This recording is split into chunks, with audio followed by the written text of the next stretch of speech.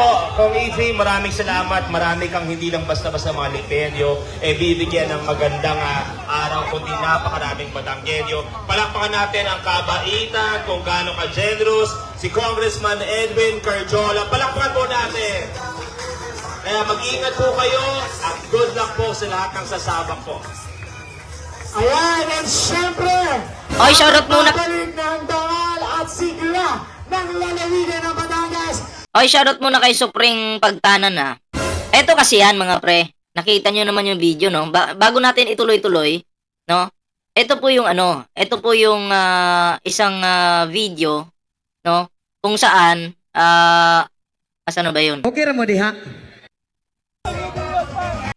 Ito po yung isang video kung saan merong nanalo sa isang paraffol. Okay? May nanalo po sa isang paraffol ng 4 wheels na sasakyan. Ang pagkakaalam ko dito, 3 yata sila yung ano, yung nanalo. Okay? Ito po, panoorin po natin. Ating katawan! Boss, ano pangalan mo? 135. Boss, ano pangalan? Ating pipiliin. Oh, yan oh.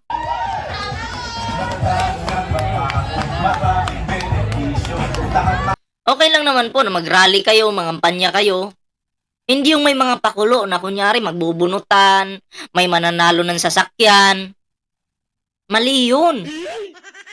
Kung talagang may ganun kayong puso, dapat noon pa lang, malayo pa yung eleksyon, ginawa nyo na yan. Diba? Bakit ngayon yun lang ginawa to? Para bumango yung pangalan nyo, ganun. Kasi may isang party list di umano na nakasama ni Vilma Santos, no? At ito po yung ano, ito po yung papakita ko sa inyo. Ito yung grupo, no? Itong mga grupo na to yung nag-file, no? Nag-file kay Vilma Santos. Nag-file ng kaso. No, sana po ay mapansin po ito ng ating kumilik, no? Dapat nga ipa-disqualify talaga itong mga ganito. No, kasi malinaw po ito eh. 'Di ba? Pagbili ng boto. Panoorin po natin.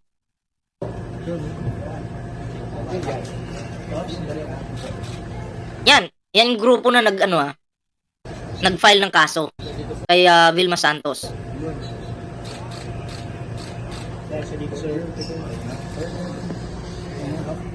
Ayan. Ayan na si ma'am, tama-tama. Ayun. Yun, no? Okay si mama.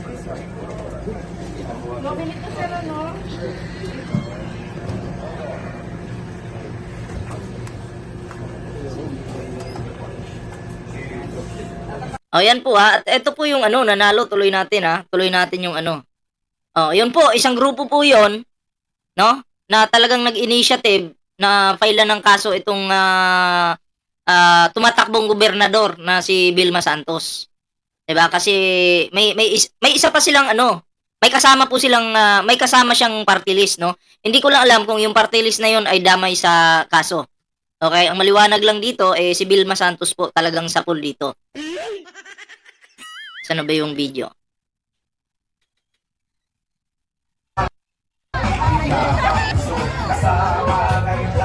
Nakita niyo yung sasakyan, yung pula, kulay pula.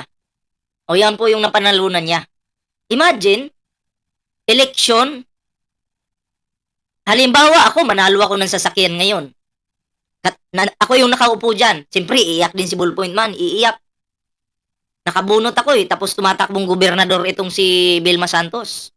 Iiyak kayo. Salamat po ma'am dahil nanalo po ako. Oo, grabe. Malaking biyaya po ito sa buhay ko. Huwag ka po mag-alala ma'am. Dahil po dyan, ibubuto kita. Kasama ng mga pamilya ko, kapitbahay ko, sasabihin kong mabuti kang tao. Ibubuto kita. Bakit ko po ginagawa yun? Dahil nanalo ako ng sasakyan eh. Diba? Sumagaan yung loob ko sa'yo dahil nanalo ako ng sasakyan. Ganun yun. Ganun yung feeling. Diba? Ang ganda ng sasakyan, oh. Bagong-bago. Jennifer Garino, shoutout po ha.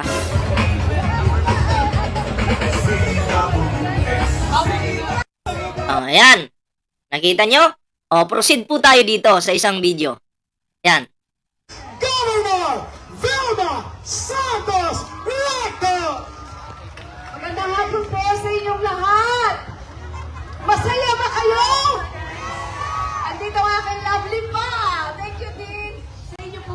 I see students here. Sa lahat po ng ating mga barako na nandito ngayong hapon. Magandang Barako Fest sa inyong lahat. Palakpak naman dyan!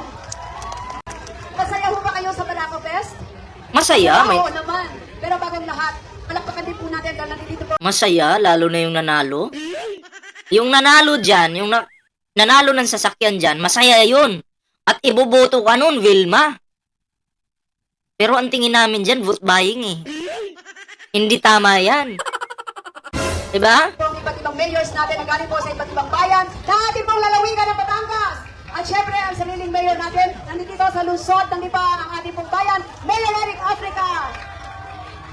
At nandito rin po ang ating mga congressmen. Pero ang maganda ngayon, last year, dito po sa hawak kamay, last to take hand challenge, last year isang O, katulad po nito, Ngayon, tatlong kotse ang ibinigay po. O, 3 kotse daw. Wait lang, balik lang natin kaunti. Katulad po nito, may nabasa ako dito. Si Camille Villar may parapol na ng house sa GMA. Mayroon siyang ticket number. Pinakita sa akin, nakasabay ko siya sa pag-renew ng social service. So kung may paraffol si Camille Villar, vote buying din yun. Bakit ngayon niya lang ginawa? Kasi mag-eleksyon. Ay lalo po nating hindi iboboto yan. Okay? Para maliwanag lang.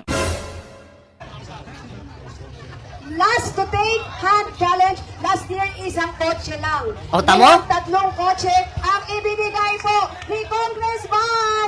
Oh. Ang ibibigay ni Congressman, tapos ikaw yung nandyan sa tabi ni Congressman. Diba? Siyempre, pangit nga naman kung manggagaling sa kamay mo or pangalan mo. Nasasabing ikaw magbibigay. Para hindi halata, galing kay Congressman. K.O. Diba? Galing kay Congressman. Para hindi masyadong halata. Kayo naman. Oh. Kaya dapat po ito, sana fokusan po ito ng Comelec, no? Tingnan po itong mga ginagawang activity ni Vilma Santos. Kasi sa nakikita ko po dito, ay talagang maliwanag po ito na vote buying po. Akalain mo 3 kotse? Dapat noon yung paginawa yan, pero bakit ngayon lang? Ang daming pakulo eh, pag mag-i-eleksyon na. May kunyari, mamimigay ng bahay, mamimigay ng motor, kotse. Diba? Dami. K.O. Oh. CWS 135. Palakpakan naman natin. Pero bago po ang lahat, sa inyo po ng mga sasali, na-check up pa sila. Nag-medical check up pa kayo. Sigurado ba? Sigurado? Meron din dyan mga kababaihan, women empowerment. Pero sa inyo pong lahat, unang-unang, importante ang kalusugan. Okay ba? Pag hindi na kaya, sadya'y umalis na at mas importante ang inyong kalusugan. Nandito naman kami para tulungan kayo. Okay ba? Kaya sa mananalo, 3, ha? Sabi, bakit hindi na lang bigyan ng lahat? Congressman, alam na natin si Congressman Rajola. Angkas, magbigay ka ng motor.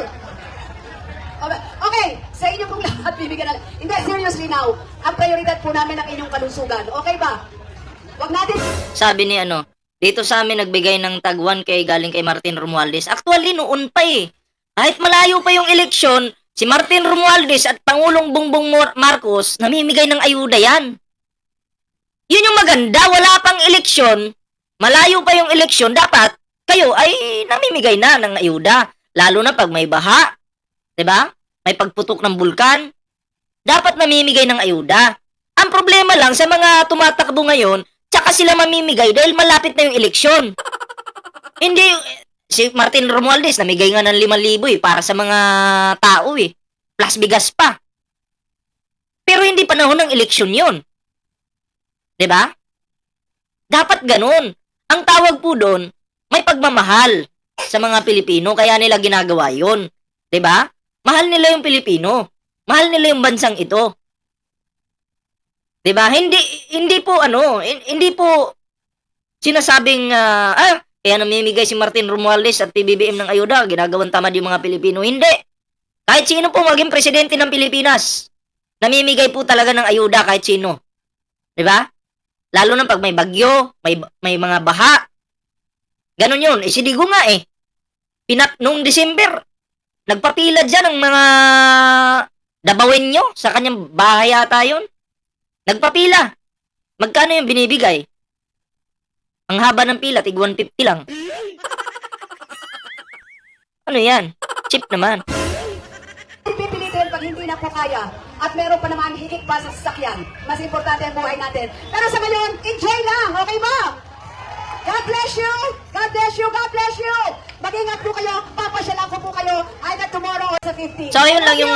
God bless Batangas! God bless Lipa! Oh, yun lang yung ano. Finlex lang po natin yung pinamigay nilang sasakyan, no. Sana po disqualify agad pag may nakitang kapalpakan or pagbili ng boto. Disqualify po agad yan kasi hindi po yan maganda na maging leader ka ng isang lugar. Tapos kaya ka lang nanalo dahil sa pagbili ng boto. Syempre makikita ng mga tao yan. Wow, ang grupo ni Vilma Santos namigay ng sasakyan, ang bait naman niya. Ganon yung mga Pilipino eh. 'Di ba? Pinainan ka lang ng kapiranggot, mabait ka na. Hindi nyo alam, pain lang yan. Pinapainan lang kayo. Gamitin po natin ito. 'Di ba? So, yun lang po, no? Yung reaction ko patungkol dito sa kay Vilma Santos. Ay, hindi pa po naka-like sa ating live, mag-like na po kayo dyan. At syempre, share this video. Sa mga bago po nating subscriber, maraming salamat po mga pre.